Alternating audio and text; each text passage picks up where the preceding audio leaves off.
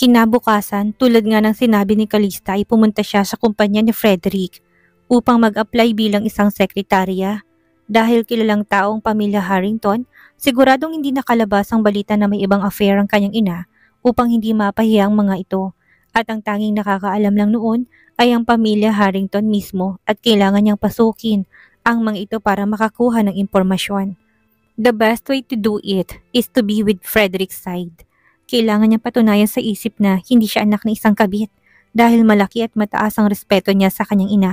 Iniwan man siya nito noon sa ospital sa ibang tao ay hindi siya nagtanim ng sama ng loob dito. Bago siya makababa ng sasakyan ay muli siyang pinaalalahanan ni Thor. Boss, sigurado ka na ba sa gagawin mong ito? Paano kung malaman to ng...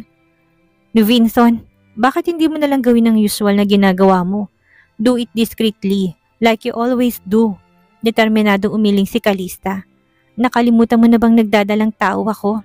Paano kung maabutan nila ako at kailangan kong tumakas? Hindi pwede. My body is not suited for strenuous activities at the moment. Walang nagawa si Thor kung hindi ang magpakawala ng talo ng buntong hininga dahil hindi na mapigilan ng boss nito sa naging desisyon. Sana lang paglabas ng bata, hindi siya kasing tigas ng ulo ng kanyang ina. May sinasabi ka? Ninisihan siya ni Thor sa kapinagbuksan ng pinto. Nothing boss. Good luck na lang. Maraming aplikante nang nasa labas ng opisina nang makarating si Calista sa itaas. May ilan din siyang nakasalubong na bagsak ang balikat at nanlulumo dahil hindi natanggap. Mabilis lang din ang interview dahil wala pang 5 minuto, ang aplikante sa loob ay lumabas na kaagad ang mga ito. Napaangat ang kilay ni Calista dahil bawat aplikanting lumalabas sa opisina ay puro nakalugmok ang balikat at mukhang hindi natanggap ang mga ito. Dahil si Calista ang pinakahuling dumating ay siya rin ang pinakahuling in-interview. Nang pumasok siya sa loob ay nakayuko mga mag-i-interview sa kanya. Si Noriel Sarmiento, ang head assistant ni Frederick, kaagad nagtanong nang makaupo siya sa upuan nang hindi man lang nagaangat ng tingin. Why did you apply for this position? Dahil malaki ang sahod, ang sagot ni Calista. Seryosong tono ng pananalita niya at hindi nakitaan ng pagbibiro. Nangunutang noon ni Noriel lang marinig ang pamilyar pero hindi pamilyar na boses na yon. Pero ang nakaagaw ng atensyon niya ay ang sagot nito sa ibang aplikante. Gusto niyang bigyan ng konsiderasyon ng babae pero nang magangat siya ng tingin at makitang nakangiting mukha ni Calista ay kaagad natigilan. Ikaw, Miss Sargente? Anong ginagawa mo dito? Alam ni Noriel kung paano tratuhin ng babaeng kaharap ang kanyang boss, kaya bakit niya naman ito hayaang makapasok sa kumpanya nila? I'm here to apply for a job. Walang patumpik-tumpik na sagot ni Calista. Tumalas siyang mata at ngumisi si Noriel dahil sa sagot ni Calista, she already anticipated this kind of reaction, but she will not back down. Kailangan niyang makuha ang trabahong ito para mapalapit kay Frederick. I'm sorry, Miss Sargente, pero hindi tumatanggap ang Harrington Group na mga taong may katulad mong pag-uugali. Makakalabas ka na dahil hindi ka tanggap. So, ganito na lang tumanggap ang Harrington Group ng mga tao? Walang screening? Hindi tumitingin sa credentials ng isang aplikante. Nilapag ni Calista ang folder na naglalaman ng kanyang credentials sa harapan ni Noriel. Take a look if I'm not qualified. Hindi ko na kailangang tingnan yan dahil sa ugali mo pa lang at walang respeto sa boss ko. Hindi ka nakarapat-dapat na maging sekretarya niya. Makakaalis ka na, Miss Sargente. Hindi ko na kailangang ulitin pa. Hindi natinag sa kinupuan si Calista, tila bingi siya sa sinabi ni Noriel. Hindi ako aalis dito hanggat hindi ko nakakausap ang boss nyo. Siya lang may karapatan na magdesisyon kung tatanggapin ba niya akong sekretarya o hindi. Dumilim ang mukha ni Noriel sa sinabi ni Calista. Kahit na anong pagpipilit nito na paalisin si Calista, hindi pa rin siya umaalis. Kaya wala tong nagawa kundi tawagan si Frederick. Nang matapos, saka tumayo. Let's go, Miss Sargente. My boss wants to see you. Napangisi si Calista at kagad na tumayo saka sumunod kay Noriel. Nasa pinakatuktok ng building opisina ni Frederick sa 36th floor. Mabilis ang pag-akyat ng elevator at 10 segundo lang ay nakarating na sila sa 35th floor. Mula doon ay lumipat sila ng elevator na tanging si Noriel at Frederick lang ang may access, papunta sa 36th floor. Nang nag-iisang opisina lang ang meron sa palapag na ito at yun ay ang executive office ng president ng kumpanya. Kagad silang pumasok ni Noriel dahil naghihintay na sa kanila si Frederick. Matapos siyang ihatid ni Noriel ay agad din itong bumaba upang bumalik sa sarili nitong opisina. Pero si Frederick ay hindi pa rin lumilingon sa kanya, kaya naman siya na ang unang nagsalita. Mr. Harrington, I am Calista Argente. Nandito ako para mag-apply bilang sekretarya nyo. Kahit ayaw ni Calista na gamitin ang apelidong Argente, ay wala siyang magawa. Yun ang nakalagay sa apelido ng birth certificate niya. Humarap si Frederick 5 segundo matapos siyang magsalita. Inilapag nito ang tasa ng kape bago magsalita. I didn't expect to see you here, Miss Argente. Bakit mo naman naisipan na mag-apply bilang sekretarya ko? Ang sabi ng assistant ko dahil malaki ang sahod. Pero naalala ko noon na sinabi mo na hindi ka interesado sa pera. Hindi na walang ngiti sa labi ni Calista at hindi nakaramdam ng hiya dahil sa sarkasmo sa boses ni Frederick. Kahit na anong pang insultong sabihin nito, hindi niya ito papatulan. She has a job to do. Hindi ko kailangan ng pera pero ayaw ko lang na inaabutan ako ng pera dahil siya na itulong ko pero itong paghahanap ko ng trabaho ay paghihirapan ko naman. Kaya bakit hindi ko tatanggapin? Isa pa, hindi na natin kailangang ungkatin ang nakaraan na wala namang koneksyon sa kasalukuyan. Sa tingin mo'y natatanggap ka sa kumpanya ko dahil sa sinabi mo? Masyado ka yatang bilib sa sarili mo, Miss Argente. Ang kailangan ka sa kumpanya ko ay ang taong may kakayahan sa trabaho at hindi basta puro salita. Bakit hindi niyo ako i-hire para malaman niyo? You should find another company to hire someone like you, Miss Argente. Ngunit hindi nagpatinag si Calista sa pang-reject ni Frederick. Hindi siya pwedeng lumabas ng building na ito nang walang napapala.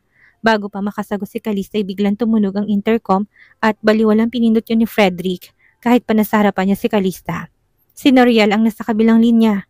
Boss, nandito si Miss Celeste kasama si Mr. Alcaraz. Do you want me to let them in now? Nang marinig yun ni Calista ay napatuwid ang katawan niya sa inupuan.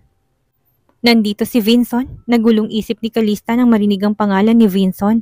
Kung lalabas siya ng opisina ni Frederick ay siguradong makikita sila ni Vinson. Hindi ko alam ng isang walang kinatatakutang taong katulad mo ay matataranta rin pala kapag narinig ang pangalan ni Vinson. Hindi makaimik si Calista. Ayaw niya itong patulan dahil abalang isip niya sa pag-iisip sa maaring gawin para maiwasan si Vinson. Ang dami niyang pinlano sa araw ng pagkikita nila ni Vinson. Inihanda niyang kanyang sarili pero ngayong dumating ang araw na yon, lahat ng plano niya hindi niya kayang i-execute. Pero bakit nga ba nandito si Vinson? Ang alam niya hindi magkasundo ang pamilyang Harrington at Alcaraz. Totoo nga bang balitang nagkakamabutihan ng dalawa at nagbabalak ng magpakasal? Sa loob lang ng 1 buwan at ito nang nangyari. Noriel, let them in. Lalaki ang mata ni Calista nang marinig ang sagot ni Frederick kay Noriel. Damn this guy. Too viscous. Tama talaga siya na walang tagumpay kung walang paghihirap. Masyadong abala si Vincent sa trabaho. Ngayong umaga tayo na sana niya samahan sa Celeste sa opisina ng kapatid nito. Pero dahil nagpumilit ito ay wala siyang nagawa. Tila may naguudyok din sa kanya na sumama dito pero hindi niya maintindihan kung ano. Nang makapasok sila sa lobby ay kaagad na tinanong ni Celeste sa kapatid nito. Kuya, anong problema at bakit kailangan mo kong ipatawag sa opisina mo ng ganito kaaga? Pinagmasdan ni Vincent ang buong opisina ni Frederick na tila walang pinagkaiba sa opisina niya. Simple and elegant. Bukod sa mesa tupuan nito, cabinet na puno ng libro, ay may maliit na kitchenette sa loob ng opisina nito. Ang kalahating bahagi ng office ay may hindi masyadong nakasaradong pinto. Mukhang dito rin naglalagi ang lalaki kapag hindi ito umuwi sa bahay ng mga ito. Magtatanong ka pa kung bakit? Kung hindi kita ipapatawag, hindi pa kita makikita. Maaga pa lang ay umaalis ka na sa bahay at gabi ka na rin bumabalik. Daig mo pa ang taong buong araw na nagtatrabaho. Lagi ka nalang dumidikit sa ibang tao at tila nakalimutan mo na may kapatid ka. Napaismit si Vincent nang marinig ang sinabi ni Frederick. It's obvious nang tinutukoy nitong ibang tao ay walang iba kung hindi siya. Kuya naman, hindi ba't umuwi naman ako araw-araw sa bahay? Umuwi ka nga pero hindi naman tayo nagkikita. Hindi porket may boyfriend ka na. Siya na lang ang lagi mo kasama. Pinagdiinan nitong salitang boyfriend. Nangunutang noon ni Vincent sa sinabi ni Frederick. Pero hindi siya kumibo, ngunit muling nagsalita si Frederick at sa pagkakataong ito ay siyang kinakausap nito. Vincent, maraming salamat sa muling paghatid sa kapatid ko. Pasensya na sa abala. Maikling sagot ni Vincent. It's on the way, kaya walang problema. Samantalang nakikinig na si Calista nang marinig ang boses ni Vincent na mahigit 1 buwan niyang hindi napapakinggan ay bumilis ang tibok ng puso. She just suddenly realized how much she missed Vincent.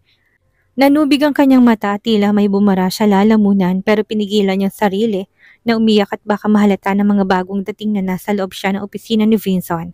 Bago makapasok sina Celeste at Vincent sa opisina ni Frederick ay mabilis siyang pumasok sa nag-iisang pinto na nakita at hindi niya akalaing kwarto pala yun ni Frederick. Dahil sa pagmamadali nakalimutan niyang isara ng maayos ang pinto kaya bahagya yung nakasiwang at narinig niyang usapan sa labas. If you have time to spare, baka naman pwede kitang makausap tungkol sa inyo ng kapatid ko. I had my assistant book a restaurant. We can talk over lunch. Mula sa siwang ng pinto'y sinilip ni Calista ang dating asawa at hindi naman siya nabigo dahil kahit papaano nasilayan niya ito pero gano'n na lang ang pagkagulat niya nang halos hindi ito mamukhaan dahil sa mahabang buhok nito at malagong balbas. Humpak din ang pisngi nito at halata ang pagod sa mukha. Naninikip ang dibdib niya sa nakitang kalagayan nito. Why does he look like that? Pero nang marinig ang sinabi ni Frederick ay nawalang simpatyang nararamdaman niya para kay Vincent. She's sure that the three of them will talk about their marriage. Sigurado siya doon. Lalo pa at meron ng anak ang dalawa. Siguradong hindi napipigilan ng mga ito ng kani-kanilang pamilya. Sa sobrang sama ng loob niya, hindi niya mapigilang mapaubo at dahil sa biglang pagkalam ng sikmura niya naduduwal siya. At dahil bahagyang nakabukas ang pinto, ay dinig na dinig sa labas ang boses niya at nakuha na ng atensyon ng lalaking akmang bubuksan na ang pinto. Mabilis tong lumingon sa pinanggalingan ng boses dahil pamilyar na pamilyar sa kanya ang boses. Is that my wife? Tanong niya sa isip. Kahit si Celeste narinig yun kaya't napakunot ang noo na nilingon nitong kapatid. Kuya, may ibang tao pa ba dito bukod sa atin? Dumiretsyong mata nito sa nakasiwang na pinto. Do you have someone in your room, kuya? Lumingon si Frederick at tumingin sa nakasiwang na pinto sa kasinagot ng kapatid. Nothing, baka nagkamali ka lang ng pandinig. Ginitian niyang kapatid, ngunit hindi ka agad-agad naniwala sa kanya si Celeste. Nanunudyo ang boses na tinanong siya nito. Kuya, ikaw ha? Hindi ko alam na nagtatago ka pala ng babae sa office mo. Pagkasabi nun ay mabilis na tinakbo ni Celeste ang kwarto upang silipin kung tama ang hinala nito. Gustong pigilan ni Frederick ang kapatid pero huli na dahil nakalapit na to sa kwarto at pumasok doon. Lihim na naikuyom ni Frederick ang kamao. Wala siyang intensyon na tulungan si Calista pero hindi rin niya ma-explain kung sakaling makita to ni Vincent na nasa loob ng opisina niya.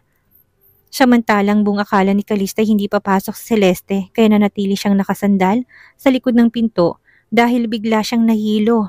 Nang magtagpong mata nila ni Celeste pareho silang hindi makapagsalita. Celeste? Hindi na malay ni Celeste na nasa tapat na rin pala ng pinto si Vincent.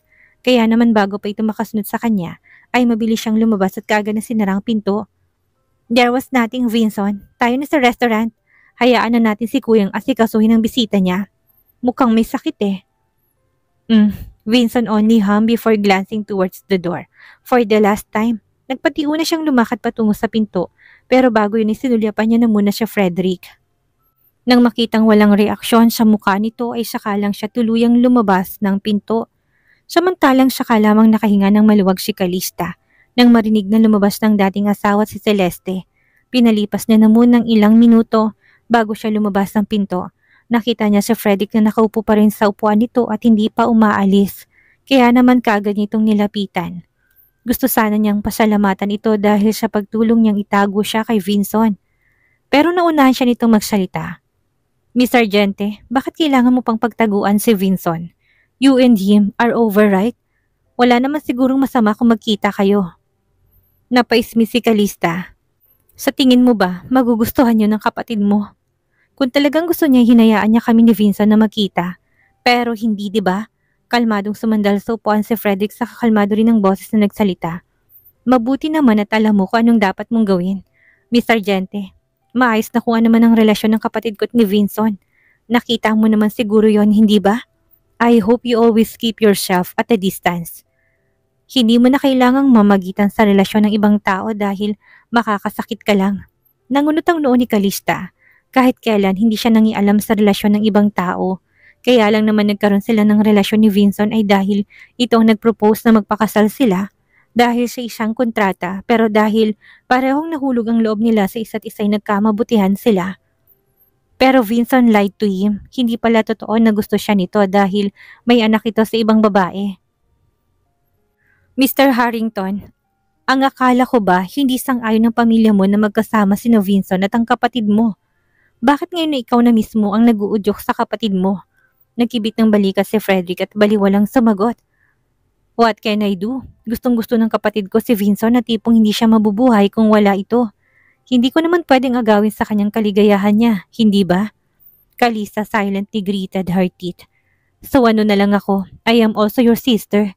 Hahayaan mo na lang ba na agawin ang kaligayahan ko para mapagbigyan ng kapritsyo ng sawain mong kapatid? Ngunit tanging sa isip niya lang yun ang sabi ni Kalista. Ayaw niya nang makipagtalo sa lalaking makitid ang utak. Dahil galing siya sa kwarto ni Frederick, ang posisyon niya ngayon habang nakausap ang lalaking nakaharap sa mesa nito. Kaya hindi niya mapigilang sumulyap sa mesa nito at aksidenteng dumapo ang mata sa isang photo frame sa tabi ng desktop nito. Bahagyang nanlaki ang kanyang mata at tumahip ang dibdib nang makitang litrato. Doon ay nakatayo isang batang lalaki na halos 10 taong gulang katabi ang mama nito na may karga-kargang batang babae. Nang tingnan pang maigi ni Kalistang litrato ay napagtanto niya ng batang babaeng nakakarga sa ina nito ay walang iba kundi siya. It was really her with her mom. She could vaguely remember her appearance but she was sure that it was her mom with her in the picture at kung hindi siya nagkakamali. Ang batang lalaking kasama nila sa picture ay si Frederick. Muli na namang namuong luha sa kanyang mga mata sa nakitang larawan ng kanyang ina. Mabuti na lang bago bumaha ang kanyang luha ay may kumatok sa pintuan si Noriel at pinasok para mag-report. Yumuko siya upang itagong emosyon at pilit na pinakalmang sarili. Boss, may problema sa translator natin para sa Saudi representative ng kumpanyang ka-meeting natin. Hindi sila nagkakaintindihan at kung wala pa rin nangyayaring matinong usapan, ay i-withdraw nilang investment sa minahan. Frederick wrapped his finger on the glass table while deeply thinking. Maghanap ka ng foreign employee natin na nakapagsasalita ng Arabic. Hindi pwedeng makawala sa atin ng investor na to. They will do us a good project. Nang marinig ang sinabi ni Frederick ay mabilis na nag-angat ng tingin si Kalista. This was her chance to show off and to be accepted into this company. Tinas niyang kamay na tila nagsasabi ng excuse me sa maestra. I'm here. I can't speak Arabic. Let me talk to them. Of course, nagsasabi ng totoo si Kalista. Bilang isang nagtatrabaho sa CSS, ay maraming lingwahe ang inaral nila. Bukod sa Arabic, marunong din siyang magsalita ng French, Chinese at Spanish or Italian. Iba-ibang bansang pinupuntahan nila at iba-ibang lingwahe ang ginagamit. Magkasabay na tumingin sa kanyang dalawang lalaki, kaharap at hindi makapaniwalang humarap sa kanya. Marunong ka mag-Arabic? Umangat ang isang kilay na Kalista at tanong ni Frederick. Halata sa boses nito na minamalit siya nito, mahina siyang napatawa. Porket probinsyanang pagkakilala ng mga to sa kanya, gano'n na lang kalitang tingin nito. A little bit, but I can assure you I can understand them. Miss Sargente, hindi basta-bastang kontratang pinag-uusapan namin dito. Sa tingin mo isang katulad mo na may konting alam sa Arabic ay magiging matagumpay na sa pakikipag-usap sa mga investors? Kalmado pa rin si Kalista kahit nakaliwat kanan na siyang kinukutya ng dalawang lalaking kaharap. As she said before, magtitiis siya para lang makapasok sa trabaho dito at makakuha ng impormasyon tungkol sa kanyang ina. I can assure both of you, even though I know a little, it is enough to close a deal. And if that happens, you will accept me as your secretary. Dumiretsong kanyang determinadong tingin kay Frederick. At kapag hindi ako nagtagumpay ay hindi na ako magpapakita sa iyo at sa kapatid mo. Kahit na kay Vincent. Sa totoo lang, kahit na alam niya ng kapatid niya si inang lalaking ito, hindi pa rin niya nagugustuhan na mapangmata nitong ugali. Kaya lang na makita niyang larawan ng kanyang ina na nakapatong sa mesa nito, ay mas lalo siyang porsigido na manatili sa tabi ni Frederick upang malaman kung ano nangyari noon at bakit sila umalis ng kanyang ina sa pamilya Harrington. This is a game of chance that Kalista is playing. Alam niyang hindi tatanggi si Frederick sa alok niya, lalo na sigurado itong mabibigo siya. Let her try, and Noriel, if that woman fails to do her task, chase her out of my company, and don't let her set foot again. My company doesn't need an arrogant woman like her. Kalista shrugged her shoulders nonchalantly. Again and again, Frederick shows her how he doted on Celeste so much. Pero wala na siyang pakialam doon. Kapag dumating ang araw na makilala siya nito bilang kapatid, ito naman ang pahihirapan niya. Or worst, baka hindi pa niya ito tatanggapin bilang kapatid.